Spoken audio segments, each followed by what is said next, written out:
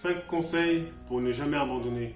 Salut à toi qui me regarde. Aujourd'hui, j'ai vraiment à cœur de te donner 5 clés que j'utilise pour ma vie personnelle afin de ne jamais abandonner, afin de toujours aller de l'avant. Car c'est vraiment important pour chacun d'entre nous d'avoir des routines, d'avoir des choses qui nous maintiennent vers le haut et qui nous empêchent justement d'aller vers le bas. Alors voilà, je vais commencer par la première des choses, la première des clés. Numéro 1, revoir tes priorités et tes objectifs. C'est-à-dire dans les temps de transition, dans les temps difficiles, vraiment dans ces moments-là, c'est important toujours de se raccrocher à nos priorités et à nos objectifs. C'est pour ça qu'il faut constamment les revoir afin de les améliorer et afin de toujours gravir des échelons. Par exemple, il m'est arrivé déjà de vivre des moments difficiles comme ça, un temps de transition où je suis rentré du Canada en France. Je n'avais plus rien à faire parce que je n'étais plus en mission. Donc plus de finances, plus rien. Et il a fallu que je me réorganise, que je me remette en place pour attendre justement Dieu qu'il revienne et qu'il me montre le chemin. Car nous, souvent les chrétiens, on a tendance à attendre que Dieu dise « Ronnie, aujourd'hui est venu le jour pour toi, ça. » Non mais en fait, ça ne marche pas comme ça. Souvent, j'étais là comme ça et puis j'attendais. Mais en fait, non. Il a fallu que je revoie mes objectifs et mes priorités. C'est la mère d'un de mes amis. Elle m'a vu, elle m'a regardé entre quatre yeux. Elle m'a dit, Ronnie, aide-toi et le ciel t'aidera. Aide-toi et le ciel t'aidera. Revois tes priorités et tes objectifs et tu verras que tout va se mettre en place. En même pas 2 jours, j'ai programmé ma semaine. J'ai dit, ok, à partir de maintenant, 5 heures du matin, je vais courir. Ensuite, je m'occupe de ma liste de prières. Ensuite, je prie pour moi-même, je passe du temps avec Dieu. Ensuite. Et au final, en 5 jours, moins de 5 jours, tout s'est débloqué pour moi. Tout. Parce que souvent, les bénédictions de Dieu sont déjà là, mais il attend une seule chose, c'est que nous mettons en mouvement. Alors, revois tes priorités et tes objectifs.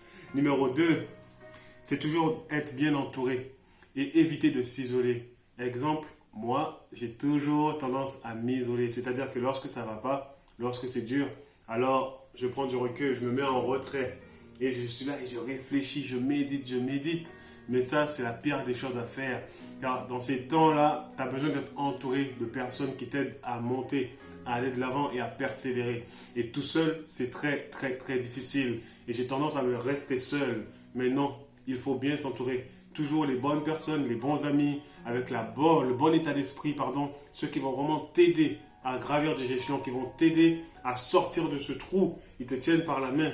Et même lorsque tu vois leur vie, lorsque tu vois leurs difficultés, lorsque tu vois comment eux, ils affrontent les choses, ça te donne envie d'en faire autant. Et mon 3e point, connecté aux 2, c'est une liste et des gens, je sais pas, 5 personnes, 3 personnes, mais qui prient pour toi. Avoir des intercesseurs pour soi, c'est très important. Ce n'est pas que le pasteur, que le prophète, que l'évangéliste, que le missionnaire qui a besoin d'avoir des intercesseurs qui prient sans cesse pour eux.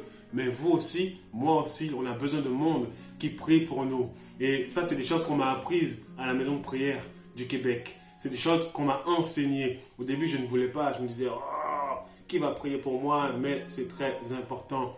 Et le fait d'avoir des gens, même en intimité, tu peux avoir une longue liste qui prie pour toi, mais une petite liste restreinte de 4, 5, 3 personnes intimes avec qui tu peux partager tes épreuves les plus lourdes, les difficultés les plus dures et qui prieront pour toi. Car c'est important, les montagnes tomberont, plus on est, mieux c'est.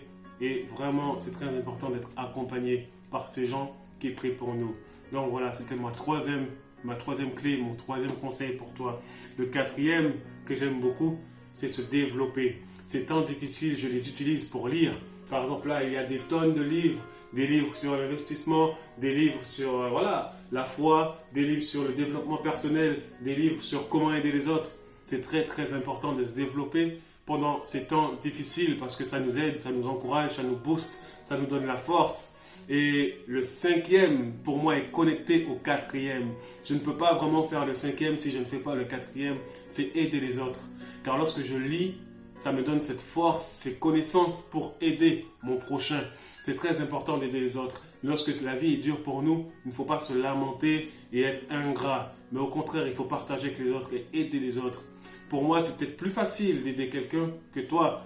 Parce que ça fait partie de mon cœur, ça fait partie de ma nature.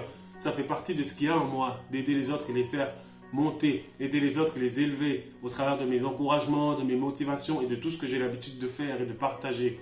Mais c'est important d'aider quelqu'un. Lorsque tu aides quelqu'un, c'est limite tu t'aides toi-même. Car celui qui est en face de toi, eh bien, il ne forme qu'un avec toi. Qu'on le veuille ou non, nous venons tous du même. Nous sommes tous nés en Christ pour lui et par lui. Donc voilà, nous devons vraiment connecter ensemble et aller de l'avant. Du coup, voilà, c'est les 5 clés, mes 5 conseils pour toi. C'est vraiment, numéro 1, revoir tes priorités et tes objectifs. Numéro 2, être bien entouré et éviter de s'isoler. Numéro 3, avoir des intercesseurs. Les gens qui prient pour toi, c'est important. Numéro 4, te développer. Et numéro 5, tout ce que tu as acquis, tes connaissances, tes expériences, aide les autres avec. Ça va vraiment les aider à monter. Et même toi, tu te sentiras mieux dans ces temps de transition, dans ces temps difficiles que tu traverses. Dieu est bon et il est avec nous, mais nous devons également faire notre part et cesser de nous lamenter, d'être ingrats, mais avoir de la gratitude envers lui. Et c'est vraiment ses clés, ses conseils, c'est tout ce qu'il nous donne justement pour aller de l'avant. Je prie pour toi, que Dieu toujours t'accompagne, que Dieu te donne les bénédictions dont tu as besoin, que Dieu te donne les révélations également dont tu as besoin, et surtout qu'il te révèle quelles sont les clés qui sont bonnes pour toi, pour surmonter ces moments difficiles, car nous en avons tous, mais ces 5-là, ce sont des clés que j'utilise personnellement et qui m'aident à aller de l'avant. Alors sois super béni et je te dis à très vite. Peace.